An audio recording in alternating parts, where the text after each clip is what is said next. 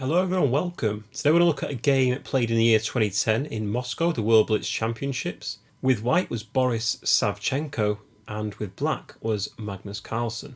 And this is a game where Magnus plays his very own opening, the Rat, which can be very annoying. So let's begin. White began with the move e4, Magnus played g6, and after d4, knight to f6, we're into the Rat. So knight to f6 hits out the e4 pawn.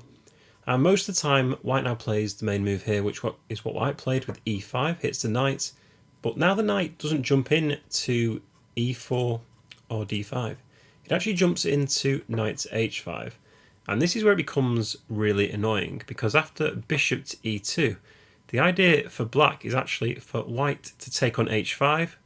And if that happens, the open g file will be dominated by the rook on g8. So in the game, Magnus now plays d6, hoping white takes on h5. So the main move the computer gives here is actually f4. But if you play f4, then black can just simply play knight to g7. And black actually has a really pleasant position, because if they play knight to f3, black should now play h5, and all of a sudden black's dominating the white squares. So let's say if white continues with knight to c3, we'll play d5. And after bishop to e3, we'll play bishop to g4, queen to d2, and now knight to f5. Black's plan is pretty simple here. It's to play c6 and e6 and trade off this bishop for the knight. And even if, let's say, white plays h3 here, you can play bishop takes knight, bishop takes bishop, and then play the really annoying move h4, stopping whites from playing g4 because you can just take with en passant.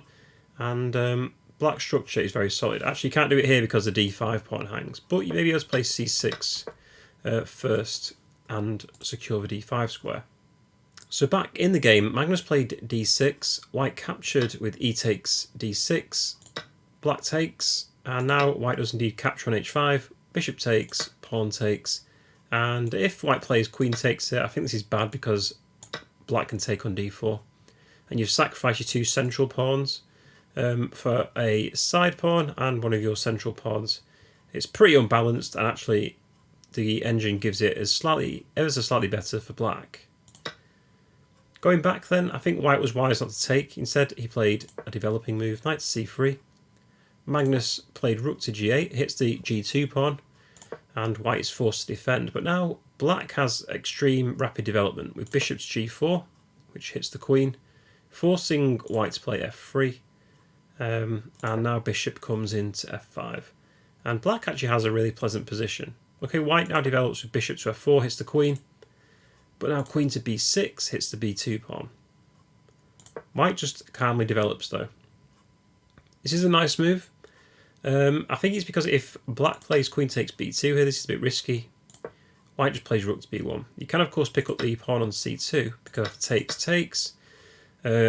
Black's actually 2 pawns up, but then comes rook takes b2, and you'll lose the c7 pawn, and all of a sudden white's position actually looks really good.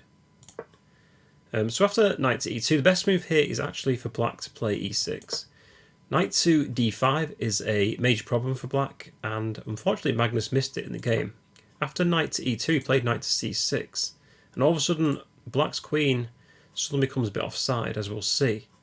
So knight to d5, which hits the queen, also hits the c7 pawn twice with the bishop and knight, forcing Magnus to play queen to a5 check.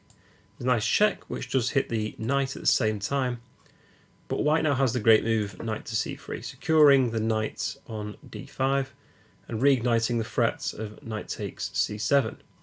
So this forces Magnus to defend. Rook to c8, holds onto the c7 pawn, but now white's actually got an advantage with a3 because now the threatening to play b4 and unpinning their knight from the queen. Magnus, I think he realises he's actually slightly worse here, so he goes in for the complications, plays a very nice move, bishop to g7, because this diagonal, will become very clear quite soon. You're attacking d4 twice. Also, if white does play b4, which is what they played next, suddenly this bishop looks very good. So the queen's attacked though, so queen a6 is actually the only square for black to go to. White played b5, hits the knight, hits the queen, and all of a sudden it looks very bad for black. Queen to a5 then was played by Magnus.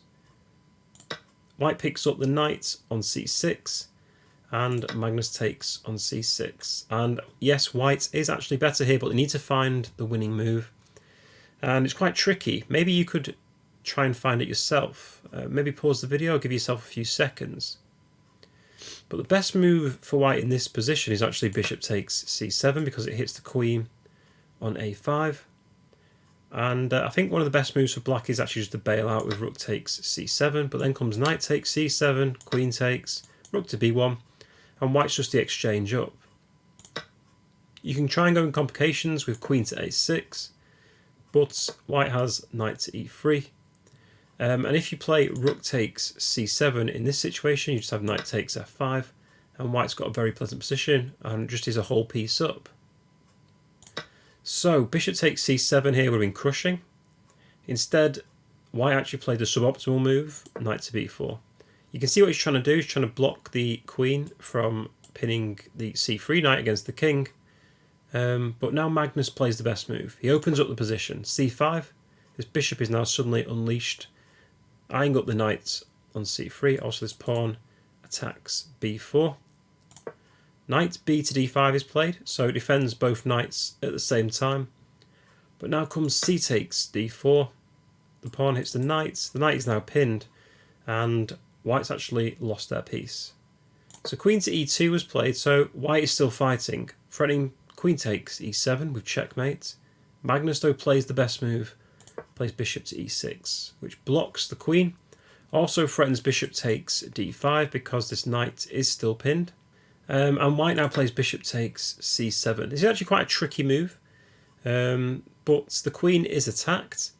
Rook takes c7 would have actually been a very bad move because now white can play queen to b5, sorry. And after queen takes b5, knight takes c7, a very nice intermezzo move with a fork against the king and queen. Let's say once the king moves away, then you can just take back the queen. And all of a sudden, white's winning this game.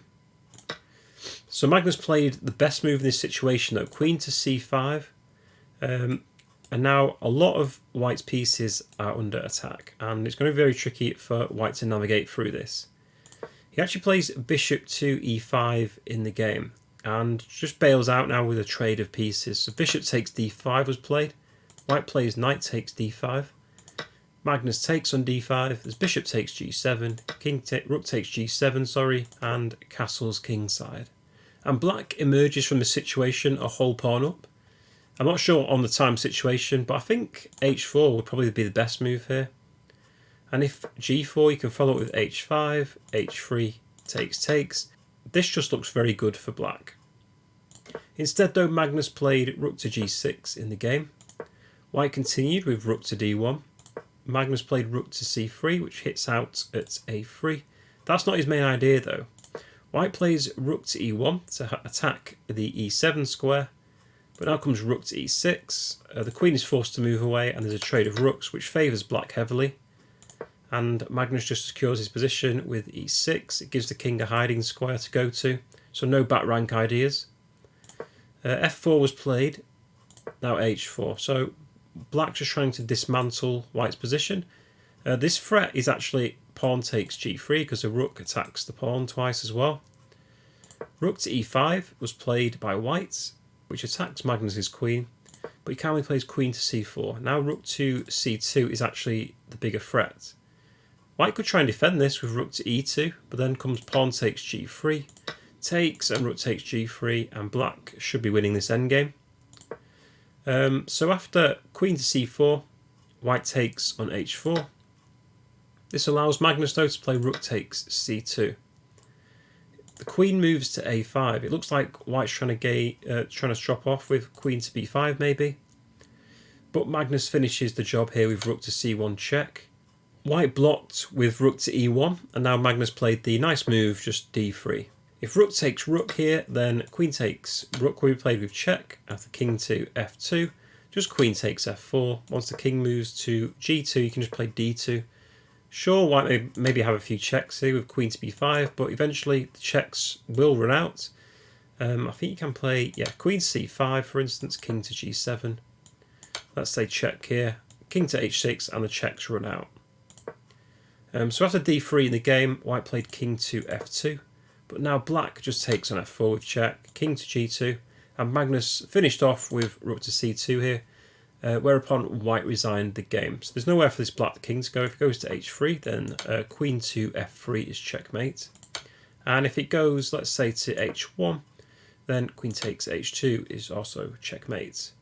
So this is a hopelessly lost position for white, and a great game by Magnus. So a very surprising opening from Magnus.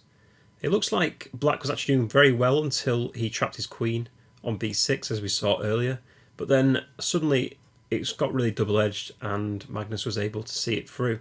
So actually quite a good opening for black, and I would recommend learning it. I actually faced it recently in one of my club games and I struggled, but managed to hold the draw. Anyway, thank you for watching. If you did enjoy the video, please do drop a like, comment or subscribe. I do quite a lot of shorts now, so if you're a beginner, please do check those out. I'm sure it'll help you improve your chess. And hopefully I'll see you in another video very soon. Thank you for watching.